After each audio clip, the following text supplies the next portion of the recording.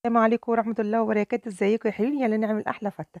معايا شوية عيش ناشف كده مع معلقة زبدة كبيرة، هديهم تحميصة كده على النار زي ما انتوا هتشوفوا. بجد الزبدة بتديها طعم خطير يا جماعة. بصوا كده، بعد كده بقى هحطها على جنب كده وابدأ اعمل التومة بتاعتي. معايا بقى كده معلقة كبيرة من التوم ومعلقة كبيرة من الزبدة، وهديهم تشويحة حلوة كده. طبعا بقى زهقت من الطبيخ وزهقت من أي حاجة، يبقى نعمل الغدوة النهاردة شوية فتة حلوة ومسكرة كده. بعد ما تتحمر هانزل عليهم نص كوباية من الخل، وهانزل عليهم بشوية ملح وشوية فلفل أسمر ورشة بسيطة من الشطة، بتديها حاجة سبايسي كده ولون تحفة يا جماعة، وبجد مسكر.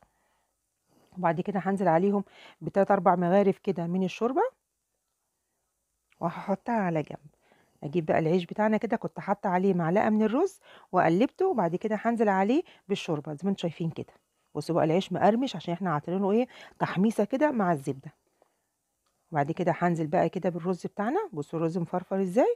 عندك بقى شوربه بلحمه ماشي، ما عندكيش لحمه برضو ماشي وشغاله، مفيش مشكله خالص.